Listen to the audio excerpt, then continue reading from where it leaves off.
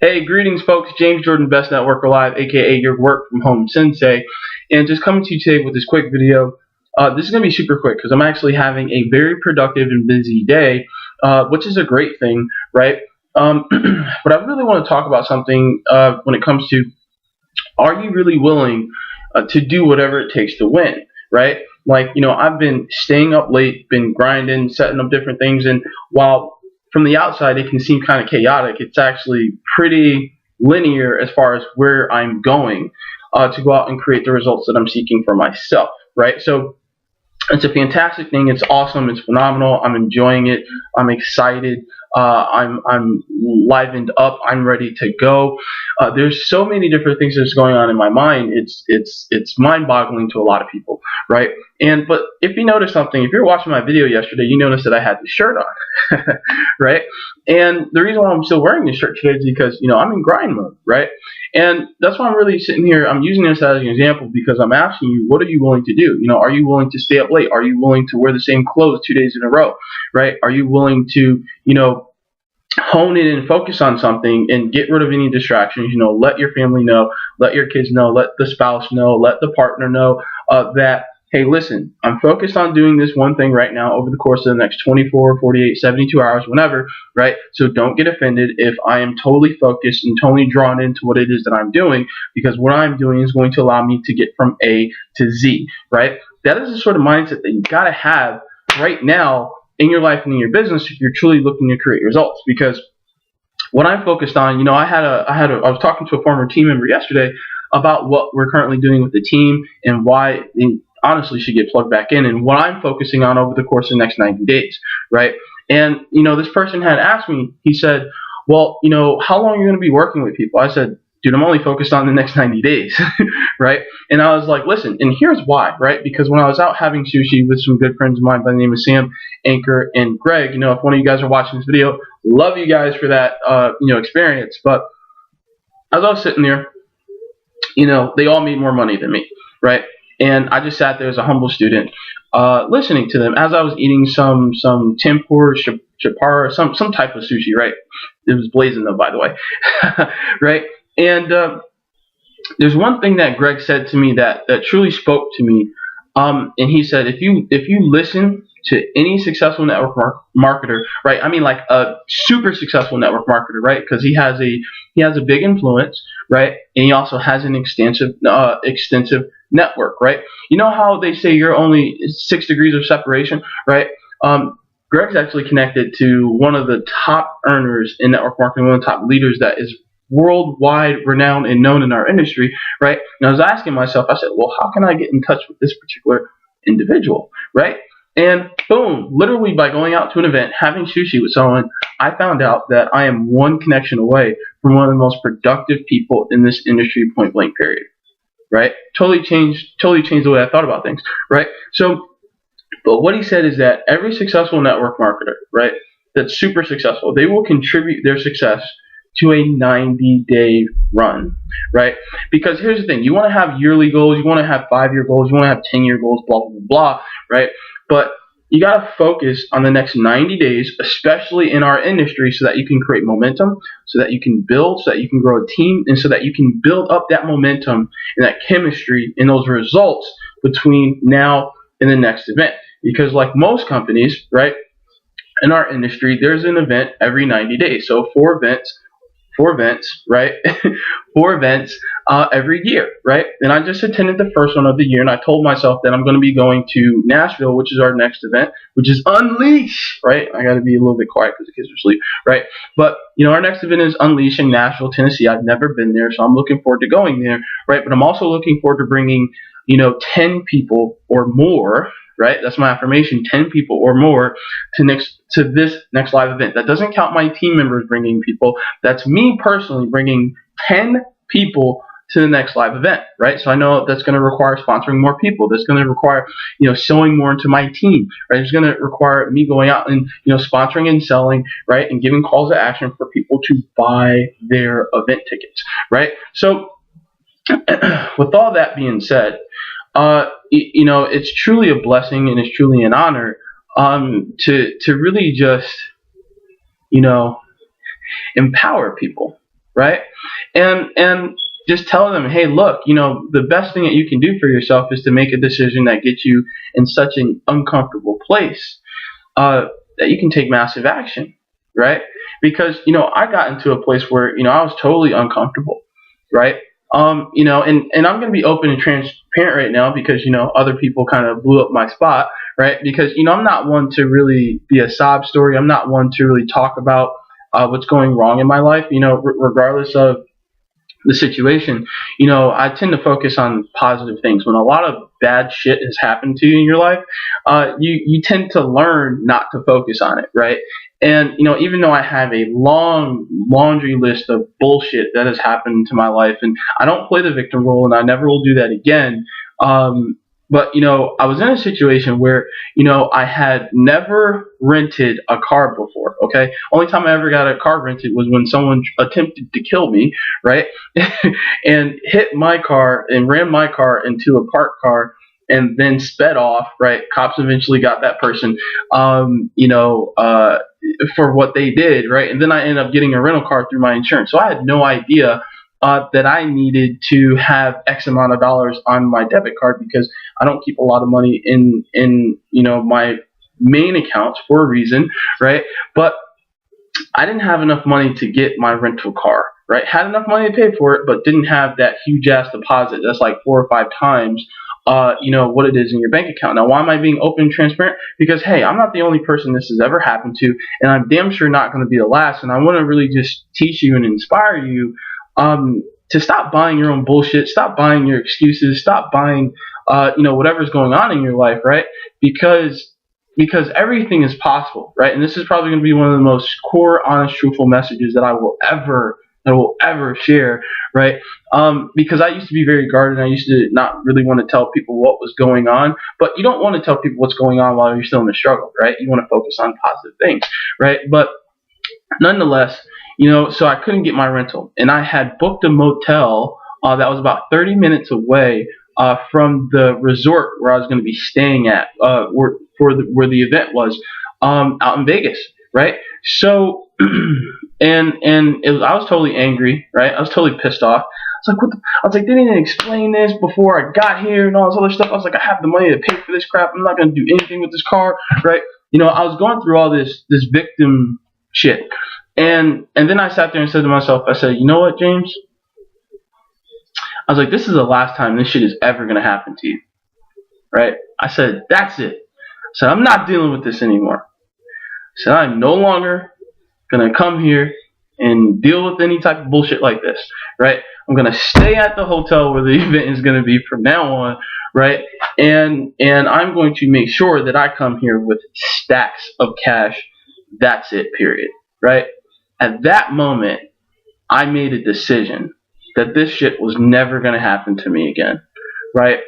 And so I end up getting a taxi,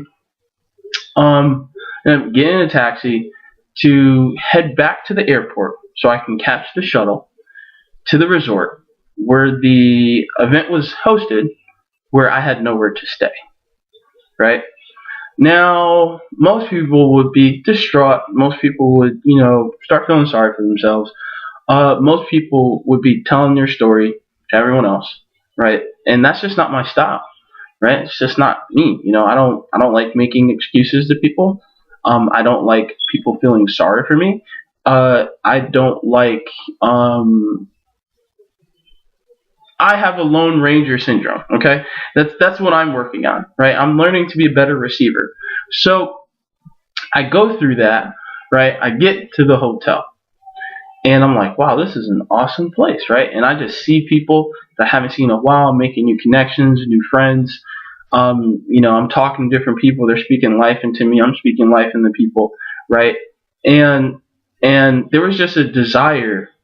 The moment that I touched base there and I grabbed my backpack, that I said, I'm going to learn everything that I need, everything that I require to go out and break through, to go out and change my life, to go out and change my income, right? To go out and change the lives of my team members, current and future, right? Change the lives of my children, right? To never have struggle again in my children's lives, because I never want them to see struggle again, right? All those things transpired in my mind, and literally within the first night, I learned everything that I needed to go home, right? So, but everything from that point was like icing on the cake, right? But first night, I'm up, masterminding, talking to people. Wasn't a really big deal because I was up. So eventually I knock out, right? And then I think it's like 4 in the morning. 4 in the morning. I'm sitting there in the lounge area. I got the whole hotel security. 2 females, right? Like, hey, you can't sleep here, right? And I'm like, okay. So I get up, right? I was asleep for an hour. Boom, instantly awake, not tired, not making excuses, at all, right? At all. And so I sit around, I wait. It's not that I didn't have any money, right? It's that, it didn't make sense for me. First off, the hotel was booked, number one. Number two, I said to myself, you know what, James, you're going to feel this, right? Because I could have went and booked a room, but I was like, no, you're going to feel this shit, right? Now, some people wouldn't go through this sort of pain, right? And it was painful because even as I'm sitting here looking back at it, even though I dealt with it, even though I put myself through it, I mean, I'm kind of tearing up on the inside because I was in a place I was in a place of transition from struggle to abundance, right? And I was like, you're going to teach yourself a very valuable lesson this year, right? You're going to teach yourself a very valuable lesson over the course of these next 4 or 5 days. And I continued. I just continued to grow, continue to ask questions, continue to sow seeds into people in any way, shape, or form. When I would go get coffee, I tipped the people that were working. When I would eat food, I tipped the person whenever I ordered food, regardless where I was at in the resort, because what I realized is that if you're in a place of struggle, if you're truly in a place of struggle, the best thing that you can do for yourself is to give. Right? If you're lacking money right now, right? And this is one of the most genuine messages that I can give to anyone that watches any of my videos, right? If you're in a place of struggle, if you're in a place of lack, the best thing that you can do is give more of what you currently don't have, right? And while some of you watching this video may sit there and say to yourself, I can't do that, you're going to keep playing a story in your mind that's not going to allow you to break through. And you're going to continue to struggle. You're going to continue to lack resources. You're going to continue to not figure things out. You're going to continue to attract the type of people in your life that you simply don't want. And even though I didn't have a room to sleep in, because I made the decision that I was going to deal with it and I was going to feel this pain. I wasn't going to reach out. I wasn't going to call home to my family and ask them for help, right? I didn't let it affect me because I was in the most positive environment that I could be in, where I knew of people who had changed their lives and changed their circumstances and stopped making excuses, right? So I wasn't going to sit there and make excuses. I wasn't going to sit there and be a sob story. I wasn't going to sit there and announce to 1,000 people that, hey, I don't have a room, right? Because that's just not my style. And even though it was a painful process, getting and sitting there night after night, it's 3:30, 4 o'clock in the morning. Everyone else is tired. Everyone is ready to go to sleep. I'm not tired, right? Number one, because I didn't have anywhere to sleep. Number two, because I didn't want to go to sleep, because I wanted to soak up everything that I was getting, right? I wanted to soak up everything that I was getting, and I just kept going, right? But I would eventually fall asleep just from sheer tiredness of operating at a high level during the course of the day, throughout the night, asking a lot of questions, soaking up a lot of information, helping other people with stuff that was working for me in my business, right? Eventually, even though I would be tucked away in some corner, hotel security, the same two chicks pop up. Hey, you can't sleep here, right? So I'd get up, go through the process again and again and again, and the I believe it was the second to last day of the event, right? It was the second to last day of the event, and I couldn't. I was tired, right? And I was staying up. I was like, no, I'm not gonna go to sleep today, right? I'm not gonna go to sleep today. I'm just gonna stay up, right?